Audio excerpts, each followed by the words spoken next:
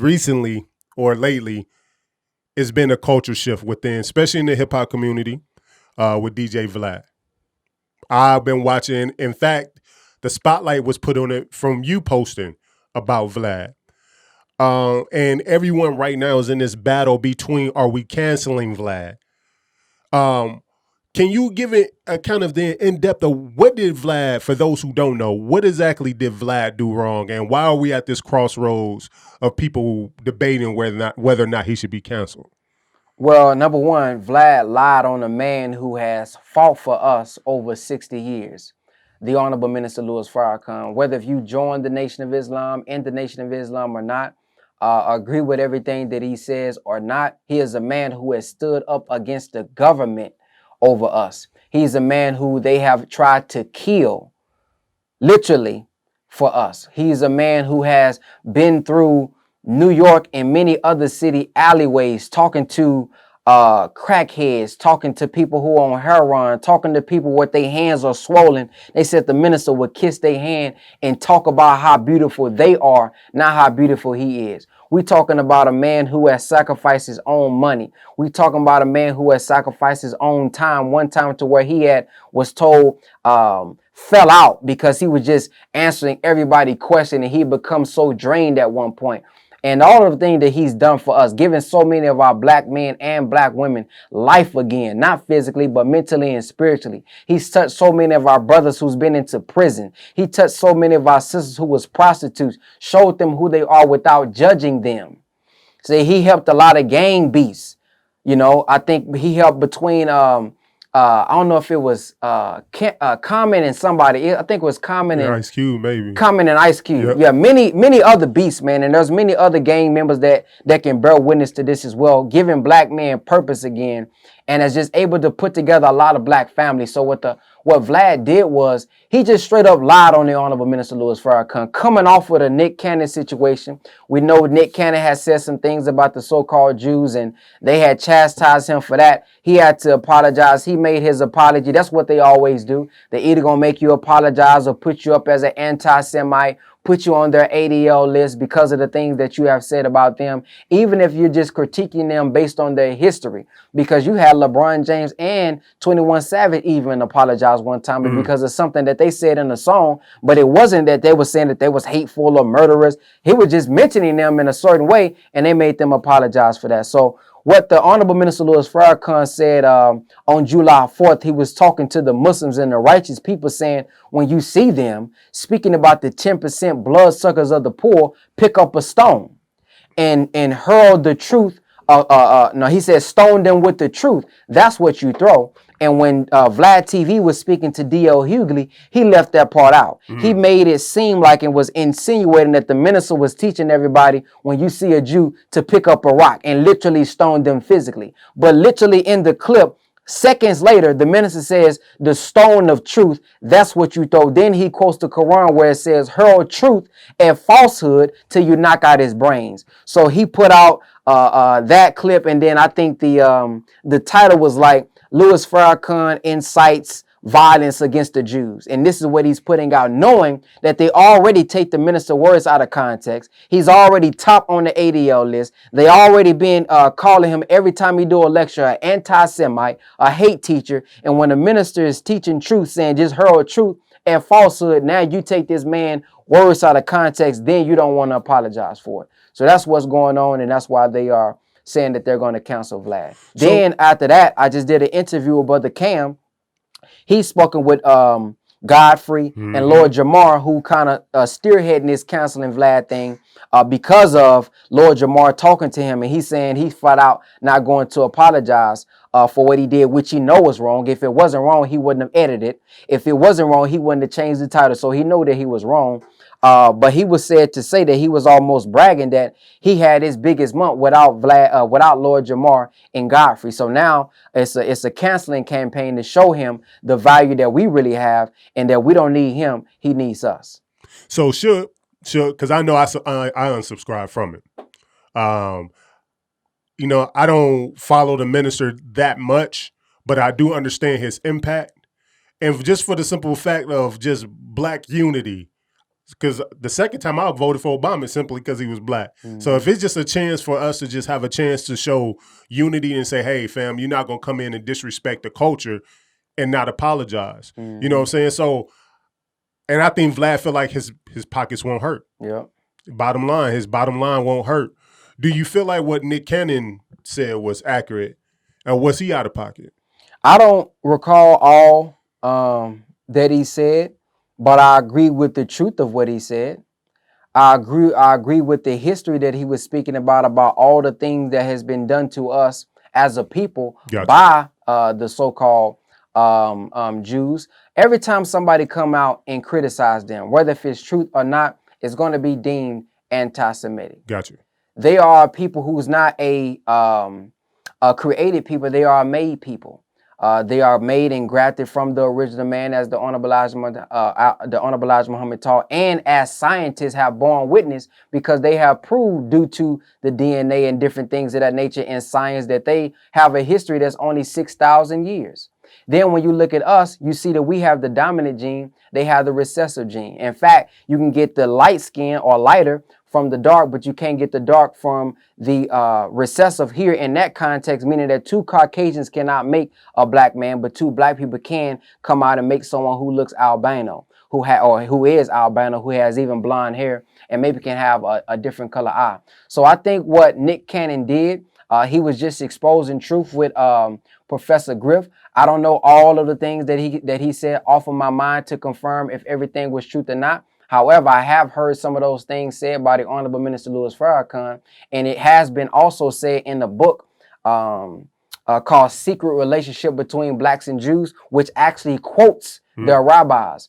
And for more detailed information on that, I interviewed Brother Dimitri Muhammad, who's on the research group in the Nation of Islam, and he was talking about and confirming and expanding on the truth that Nick Cannon was striving to bring out on that show with Professor Griff. So on the details about that, I would advise y'all to go and check out that interview that I did with Brother Dimitri, who is on a research team, who kind of went into detail and extracted not only from the Talmud, which is a book that they follow, but also from the Bible as well.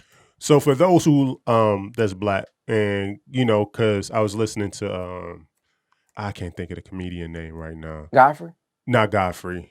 He wasn't on Vlad, but he was criticizing Vlad. Oh, you're talking about Holcomb, Corey. Yeah, Corey Holcomb. He's very critical of him.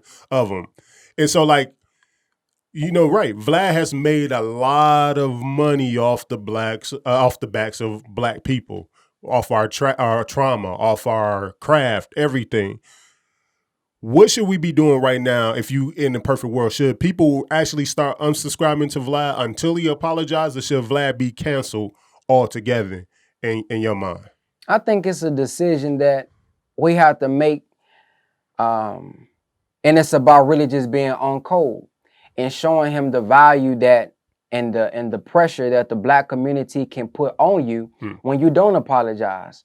See, the Jewish community, whenever we disagree or we say something that's deemed to them anti-Semitic, they don't have to get along with each other to come together in unity and deem somebody anti-Semitic because they talking about something in their culture. And I believe we have to be the same way. It's not about everybody being in the Nation of Islam and following the minister. That's why you should necessarily boycott Vlad. That's not why. It's because I believe Vlad is trying to flex and say, hey, man, I don't need y'all. I'm already good. I already got my 4 million. And it's about when you don't want to apologize to somebody who's been fighting to us. We don't have an ADL list, but we need something like that. We need something where when you speak out against the black community, now you being whiteball, because I don't say blackball. Now you being whiteball in our community. So we can show you and hit you in your pockets. Like Brother Martin Luther King said. He said, we're going to redistribute the pain. We're going to boycott Christmas. We're going to boycott some of these things so that we can hit you in your pockets, because for many of them, money is their God. So I think right now we should be focusing on building up our own platforms, going to these other platforms that has the same, kind of way, structure that they have, and then give our own people some views so that we can circulate our own money. Because we're taught that the bloodsuckers of the poor would take money from our community and do nothing to build our community. They'll take and extract from us and go do something for themselves. So when you look at us, if you are interviewing me, that means I got some value. If you even choosing to interview me, you find my story interesting, I got some type of value. So that means I too can probably get paid off of my own video. And for majority of them, I understand it. You want the views, you want the clout. He has built this platform. Absolutely. But when it comes to respect, I think we just have to sacrifice and get on code. And I believe there are many black outlets out there that we can go to that's outside of Vlad that can get us those same views. They can get us that same support and following that we need. So I think we just need to come together in unity, not just about the Honorable Minister Louis Farrakhan. That is a big part of it for me. I'm going to be honest with you, because he is somebody who would sacrifice for us and who has sacrificed for us. So anybody who disrespects him and don't want to apologize when you blatantly wrong, I'm not talking about you disagreeing with theology. I'm not saying you disagreeing with interpretation of the scripture. I'm talking about you flat out lying and not apologizing for it. If he'll do that to the minister, he'll probably think and do the same thing to somebody else who's nowhere near on the minister's level, who hasn't put in that work. So that is a sign of how he really thinks about our community and those who stand on the same principles and have the same vision that the Honorable Minister Louis Farrakhan has, which is freedom, justice, and equality for our people. So canceling him, I would cancel him. And it's not even really waiting on no apology, because at this point, even if he does give an apology, I think that's just a cop-out. I think he's just trying to say it so that he can get back in favor with our community. And honestly, I don't think he will do it.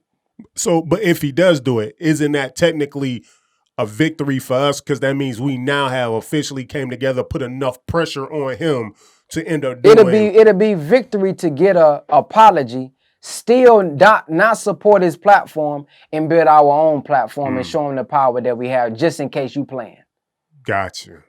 Well, Brother Ben X, your wisdom, man, is hundreds of years advanced, man. I thank you for, sitting down with me, man, and sharing it, man. Yeah, man, I appreciate you having me again. And shoot, we need more platform like this. This is, I ain't even gonna say Vlad Part 2. This is just the black way of doing it. I always say that it's almost like having a job almost if we depending on them the entire time. Because Vlad can say, I don't want you on my platform. Vlad can counsel us literally off of his platform. But if we have our own platform, it may start off small, but everything starts off small. We be wanting things to get to 1 million so fast, which is why we compromise our principles. We compromise I ain't with that black stuff because I'm trying to get put on. But if you just start small and grow large like everything else does, it lasts a lot longer. So if I focus on building my own platform with consistency, can't nobody take me down but YouTube themselves if I get to saying something or doing something that's against the rights in agreements or whatever the case may be. But I feel like a lot of us just have to be patient, realize the value that we have. If they are asking us to come on a platform, that is a clear sign that they need us and we don't need them.